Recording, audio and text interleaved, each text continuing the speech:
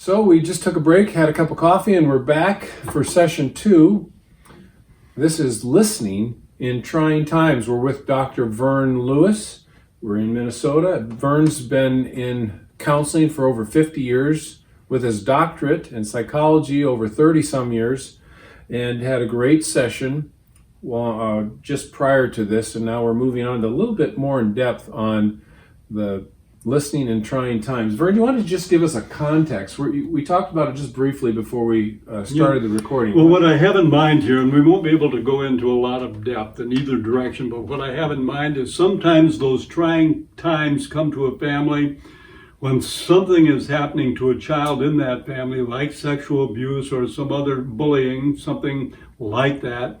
The other trying time comes when a child is involved in self-destructive behavior that can ultimately destroy them. And in this country, that happens more than it ought to. Thinking of drug abuse and sexual behaviors that go against every value that the parents have.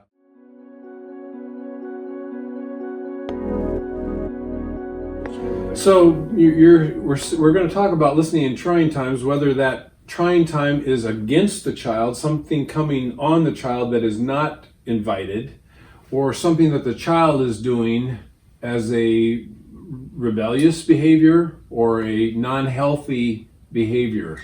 That's right, and either one of these can go on for some time. It can be unbearable to families, especially if you can't find a way through this. I know of one dad who went through what he called the dark night of the soul, as they were going through dreadful situations.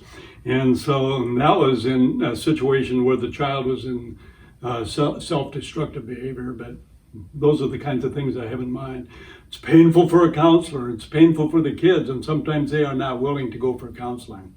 So, coming from a parent perspective, to the child, what is it that the parent becomes aware of in either of those two cases that brings their attention? They are remarkably similar in that the child becomes quiet. The parent feels like there's a wall. You go out on a date and they're not getting through. In fact, the child may be very uncomfortable. And you just know that child is in pain, and that can begin even in the lower parts of elementary school. And for example, with the sexual abuse, and I saw a number of those situations, in fact, a lot. But I'm thinking of one little girl, 7 years old. There's shame that goes along with sexual abuse, and that's probably part of the reason they don't want to tell mom and dad. Not only that, but many times when it does come out, it comes out with a kind of a neutral person, like a teacher or their friend who goes home and tells her mother, that sort of thing, because they think if I tell mom and dad this, I might be really in trouble because there's this shame. One little girl, my heart just almost wept for her. She was 7 years old. She's crying. She's ashamed. And she says, "What was I thinking?" I'm thinking, this child is 7 years old. She didn't even know what this was when it started, and still she's the one who carries the heavy load. And what I learned to do through the years with those kids is that I would as soon as we had the whole story out, I would say, "Do you know why I'm proud of you?" That every time opens their eyes. They're looking at, proud of me. Yeah. And I'll say, "Yeah," I said, "I'm proud of you because you told somebody, and that usually ends it." And then I'll tell them it takes a very brave boy or girl to come forward when something like that is happening. And I kind of want to stress that. And there are women who carry that for the rest of their life if they've never had a chance to really, especially if they haven't had a solid Christian. Christians have this idea that Jesus loves them, and that really can help with the healing process. Somebody who doesn't have that might just carry the load. So Vern, if you see that your child has changed their personality from kind of fun-loving and outgoing and talkative to quiet and reserved or withdrawn, you can begin to wonder and explore. How would you explore that with a child? You try to do, I think, there is no magic wand on this, because sometimes parents will go for a long time, even parents who are deeply concerned, wonderful parents, but they've got this child who's just bottled up for some reason. They know that something is not right. And it can be the sort of thing, especially you get into high school years, when that enemy might be drug addiction, they're covering that up. Yeah.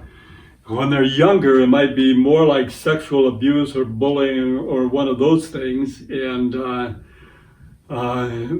then the child might be not just willing to talk about it. And so then you begin to look at the resources around you. The parent does. Like, who do we have? Who do we know if they can't come to us? And sometimes they're afraid they'll be in trouble.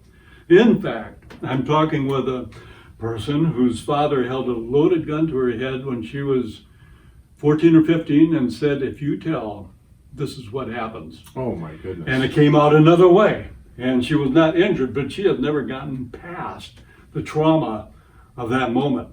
Right. And then her mother didn't believe her. Wow. So it can go like that. So you're a parent, you're noticing this behavior, and you said there's really no magic wand to figure it out, but you notice there's something wrong. And one of the avenues you said, you start to look around, what resources do we have? I hope that everybody who is in what kids want are listening to Doug and Beth, because we're talking about unconditional love. These things continue. The unconditional love, clear boundaries, listening. You can never go wrong with any of those things or any other thing that we've been talking about as time has gone along with what kids want. And so you begin there, but then when you are loving that child, when you're setting up opportunities, and maybe you've even asked the child, you're not very happy now, are you? And they'll say no, and I'll say, can you tell me? And they might not talk. Or they may say, I can't. Or they'll say, everything's okay, even though it's not. I was in my office and a gal came in, a pretty gal, and I suppose in her late teens, early teens. Yeah. No, late teens, excuse me. And I just remember in my spirit, I was thinking that she's not as happy. She seems to be carrying a burden. And she came in to talk, but then she didn't really want to talk at the same time. And so I just simply asked, do you have something that you're carrying that's painful? And is it something you're willing to talk about? I actually asked her, I think, if you want to talk about it, but I said, if you don't want to talk about it, that's okay too. And I just remember she started to cry. And I knew that there was something. And so I didn't push it. I didn't ask her to go any further with it. I just simply said, that's understandable. Well, let's just pray. And then it wasn't long before it came back and she explained the situation. She didn't go into details, but she explained the situation. And we began to work through how to respond, how to best, how to forgive, how to forget or put those memories to sleep, and then how to move forward without that anchor of, like you call it, shame. And that's about where it has to go. And Doug, I can see that you are a counselor as well. That makes me think about a child I saw for a while. I think it was as bad as sexual abuse cases I have seen, 2 little girls. And I won't go into the detail on that, but I needed to have this daughter talk to me. We knew what had happened, but she needed to tell me so that I could be a support to her. And it was just too hard for her to talk about. She might cry if I asked, and I asked her one day in the most tender voice. I said, I know there's something that you might want to talk about that you can't. Do you think that someday you could tell me that? And she thought a minute, and I didn't make her promise, but it was kind of like with a promise, I can. And so I didn't come right back to that for maybe a month. And then I asked her, I said, I know that I just have this feeling that something has happened that probably you'd feel good talking about. she just couldn't stop. We went on for probably 3 or 4 weeks just drudging all of this out. She was drawing pictures, and of course that all made a case, but it also helped her because all of a sudden she was understood and she wasn't in trouble because of it. Right. That's really important. I think, Vern, the thought that comes to mind as we talk about listening is a time-sensitive activity. In other words, it may take many weeks for you to work with your child or allow the child to build up trust or courage to talk about what it is that they're carrying, whether it's happened to them or whether it's a behavior they have chosen to participate in, but they don't really want to tell you because they know that it's antithetical to your family values. So this whole time issue, don't be in a rush. Don't be in a rush to draw it out of them, and don't be in a rush to try and fix it. If we just if we have patience and love and we listen in these trying times, it will be much better on their psyche and on their healing process. Exactly.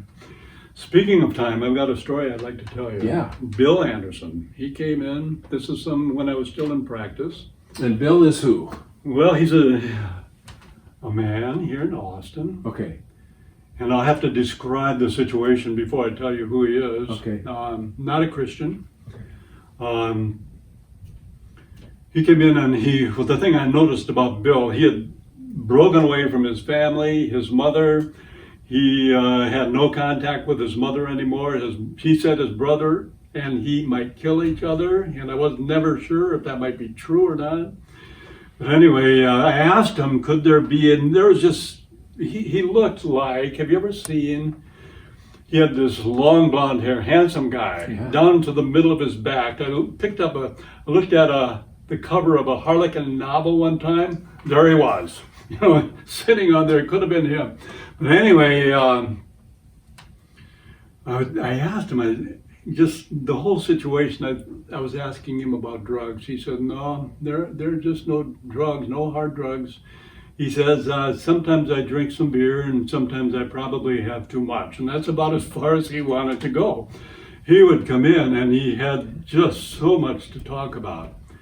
Every 2 or 3 times that we would get together, he would be raging. Now his rage was such that when we would leave the office, the secretary whose desk was facing my door, her eyes would be like this, and she'd be looking to see if I was okay, looking past him as he came out. He had lost counselors because of that rage. He had lost social workers, not because they were afraid. And what I was seeing is this man is angry mainly with himself and then with the world, and of course with his family. And so we talked about that for some time. And one day, maybe a year or 2 later, we were not getting together every week, but we were getting together fairly frequently. By this time, we'd been talking long enough, I'd been listening long enough, where he trusted me. And I would have an honest part in every session where we could talk almost like friends when he was in a calm mood. He comes in one day, happened to be around the noon hour. I didn't have anybody in the office at that time. And he was carrying this big grocery bag, kind of like this, full. He opens it up, he pours it out on my desk, and there are syringes with big long needles in them. He had pipes. There were small tubes, rubber tubes that I have no idea what they would be used for. There was a light bulb with a little hole in it, and maybe you could put a straw that you would use for a Coke through that hole, or maybe it was a tube. I'm not sure if that was inhaling or just what that was for, and I never asked. He says, I want you to take all of this, Vern. He says, I want you to destroy it, which was not hard for me to do. Nobody wanted the syringes. Yeah. But anyway, he says, I want you to destroy this, and I'm looking if you can just help me to get me to treatment. I am done using. We had not been talking about drugs. We had not had a confrontation or some kind of situation where we would kindly try to get, we hadn't been talking about drugs. It was that we had been talking, that I'd been listening.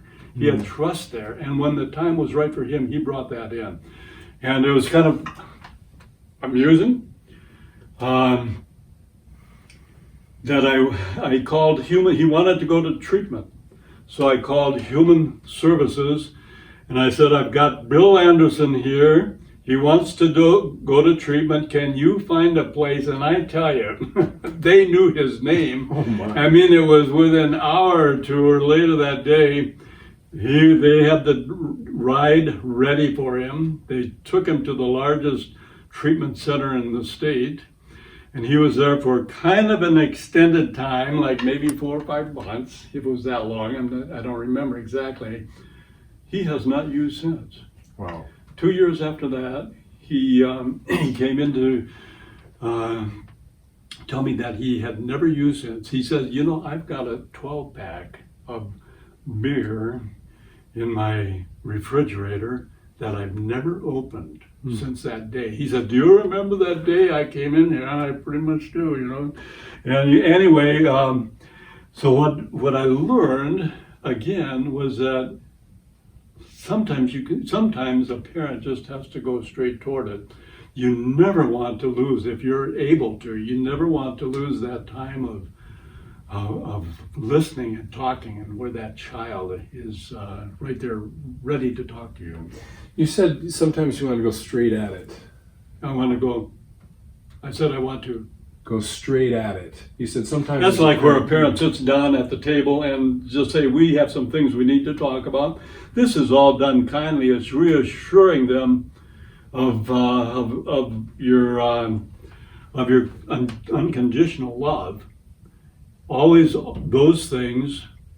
And the child may not always appreciate that, but sometimes those things have to be approached. So, like how long you're watching television that I've heard you talk about. So how would you know if it's a situation where you go straight at it, or if it's a situation where you want to be a listener for a long period of time or a longer period of time and let it come out in a more natural way?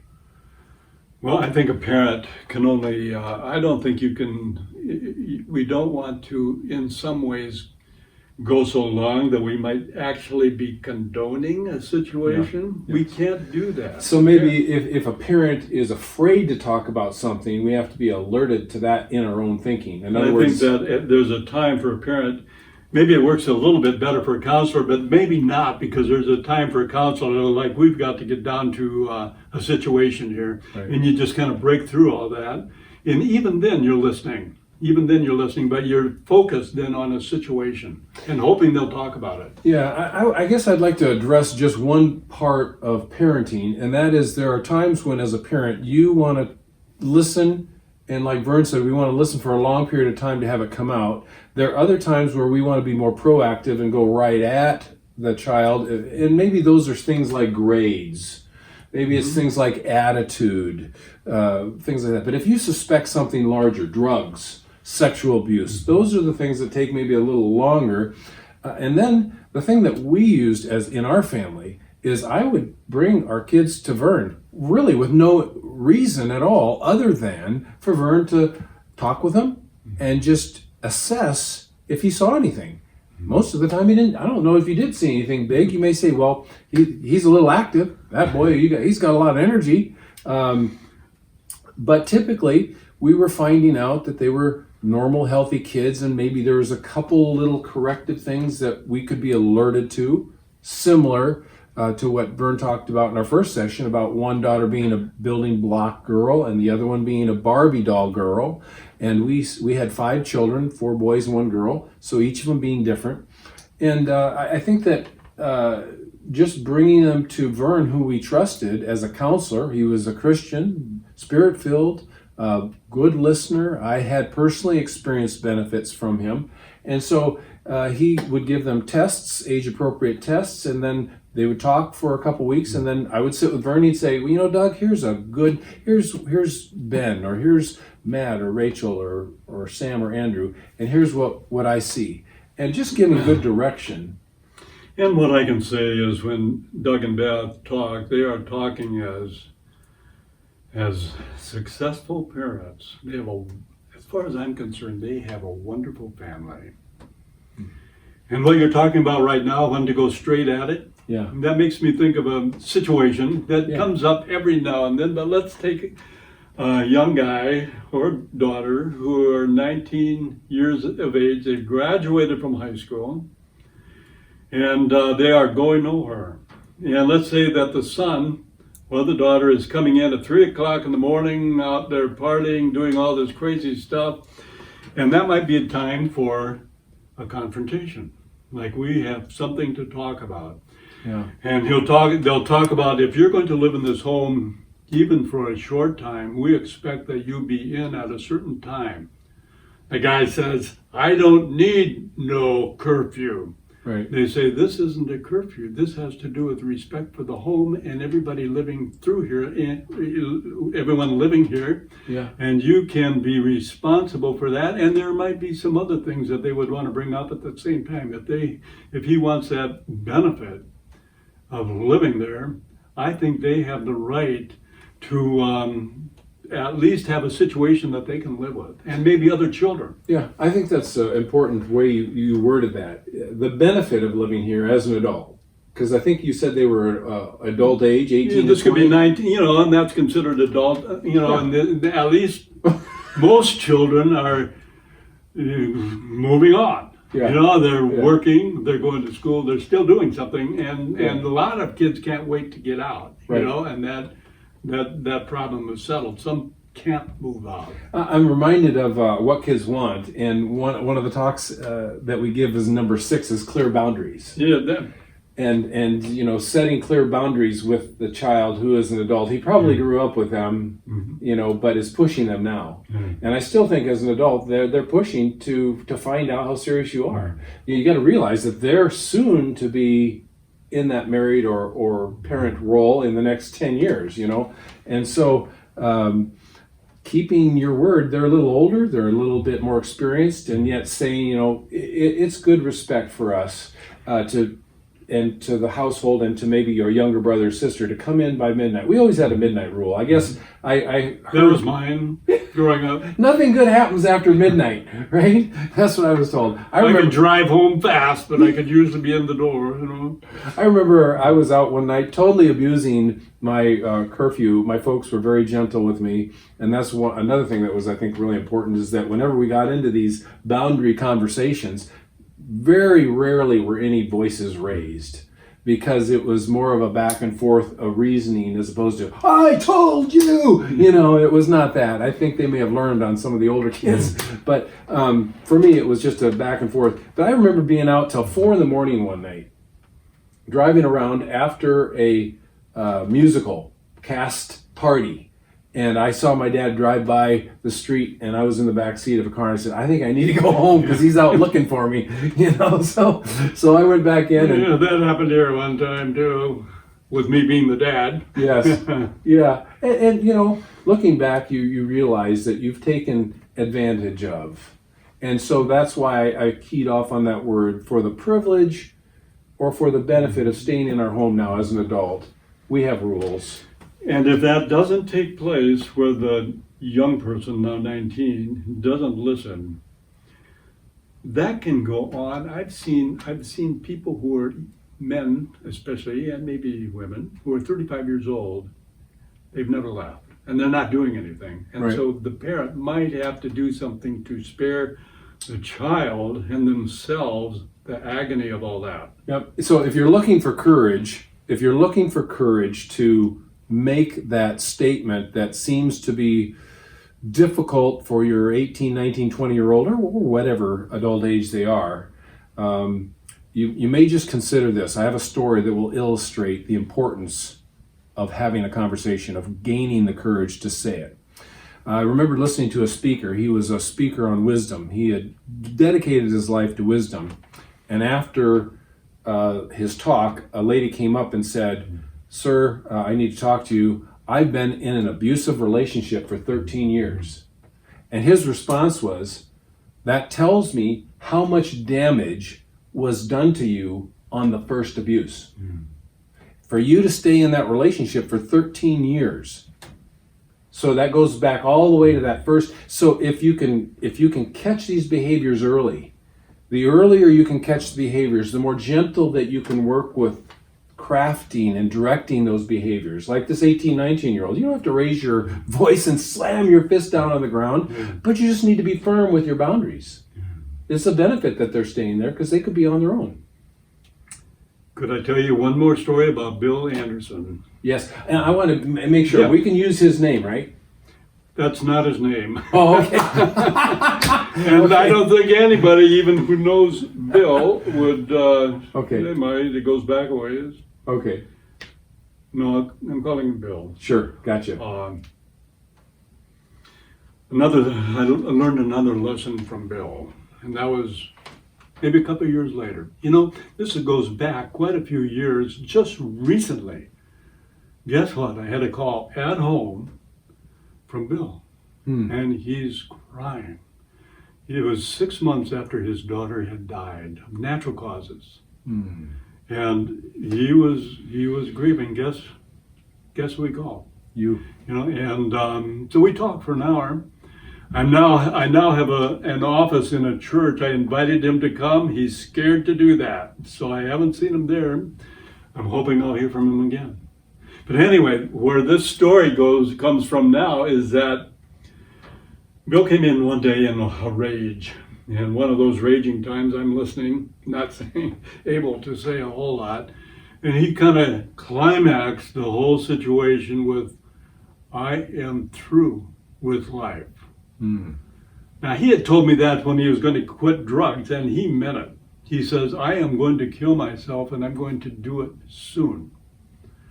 And he left, and this was not a veiled threat. I thought he might do it. I thought he would do it.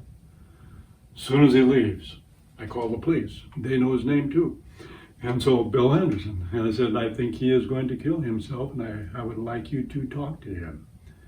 They were waiting for him when he came home. And I don't know what all they talked about, two big policemen, you know. And the next day he calls me on the edge of being riled. He says, "Vern, you called the cops on me." And I paused and I said, "Vern," I'm Vern. I said, "Bill, don't you think if I thought you were going to harm yourself, even kill yourself, don't you think I should do something to prevent that?" He paused. He thought, you know, I think that's right. And so we just continued since then. Yeah. And so there is another thing that can happen. Those are veiled threats or related self-injurious, like the cutting. And there are kids that do that. There are kids in every high school probably that do that. And I don't know that people totally understand that, but that shows their pain. And they will say, "I feel better when I'm doing that." The pain is transferred from what they're feeling up here down to where they're cutting. You know, and those are veiled threats again. By this time, the parents are probably actively involved in at least seeing what's involved in their community, because they know by now this cannot go on. They're talking maybe at the church, maybe the child has a youth leader. And a lot of the youth pastors are great. They have seen cutting. You know, in our own church, we have a couple. And they would feel comfortable. They would not run from that situation at all. And so then it's more of a problem. It's more of an issue of whether this child, she might be in high school or he might be about that age, or can start at middle school and maybe even earlier. If they have a relationship that might work, if the counselor or if the pastor would feel comfortable, but they begin to see what's available in the community. They continue to love, but by this time, maybe they are going beyond that to see what is in the community. It might be a professional counselor there, and usually a counselor, there are respected counselors probably in most. I can think of people in Austin, where we live, Minnesota, right now who I wouldn't have any hesitancy in sending somebody there, a young person or an adult.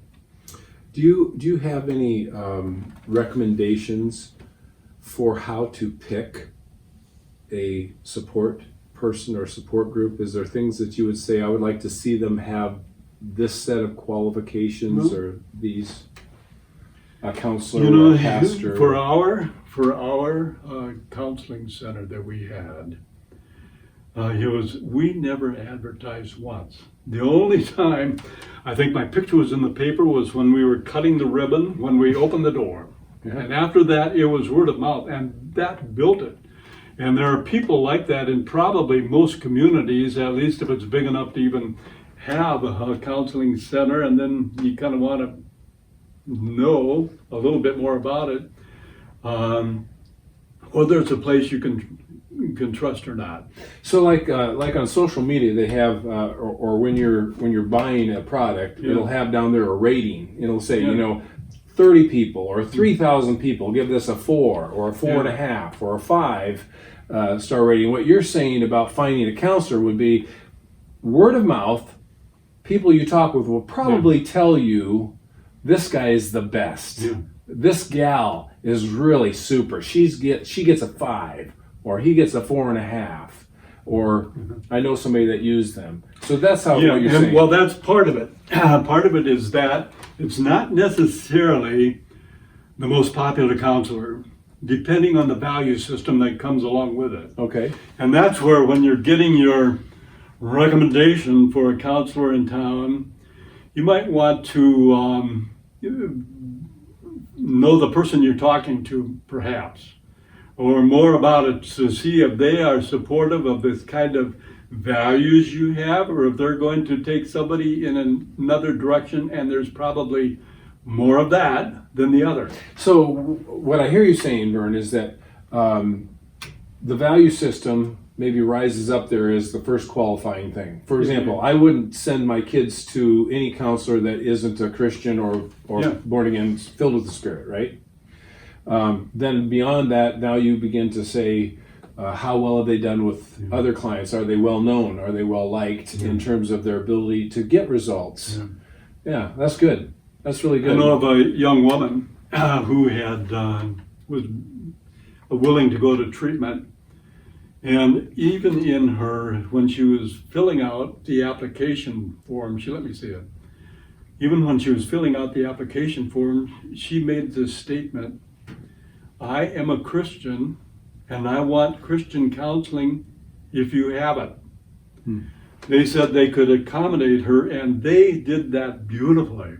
And I don't know so much about, it's out of state from here, I don't know so much about that situation out there, but she came back and she had Christian support the whole time she was there, not only through their agency, because there were several there available and they met that restriction, but they even encouraged and had a pastor from a nearby city who liked to do this. And he would come in and see her every week. And when she was able, she'd go to one of the services in his church and meet him. So anyway, there are just a lot of things you can do, but it sure can be painful on the way. Yeah. Do you have any verses that you have for this section on listening in critical times or in trying times? Well, I didn't come prepared. But having been a parent, you get into the Old Testament and into Psalms, for example. One man, when he was going through the most difficult time in his life, the night of the dark soul type of thing is what he called it. He had been, when things were at their very most painful, in emergency, crisis, their life changed forever. He was reading Lamentations just incidentally at that time. He came to a verse in chapter 3, I think it might be around the 8th verse, and it's in that area, where talking about God, it says, you set me up like a target and shot an arrow into my heart. And he said for 3 months, he could not get past, he could not read the Bible beyond that verse. Wow. He kept reading until he came maybe 10 verses later, great is thy faithfulness. And there are two wonderful hymns, but it took him that long to get that far, even 10 verses. Those verses at that time, after the dark night soul changed his life, he will look back to that. It was a situation that changed his life, but he went from being kind of a shallow Christian to where God is, Jesus is the most important person in his life and all day long. And he's a nice guy. Well, that to me, it speaks of the fact that not all our trials are bad. Yeah. In other words, They're painful. and they're painful for me. I wouldn't want to go back through some of the trials that I've had, but in those times, the Lord helped me. He never brings bad on us or to us, but he helped me go deeper. And that's what we want to be. We don't want to be shallow people. Yeah. We want to be people of depth, people of character. God uses those, and hopefully that we see the results that we want for our children, and we trust God for that. But meanwhile, God has something through that situation that he wants to touch our lives with. Yeah. Powerful. Well, we've been talking with Vern Lewis, Dr. Vern Lewis, regarding listening in trying times. And I just want to thank you for another great session. We're going to go for one more. There we go. We'll talk to you soon.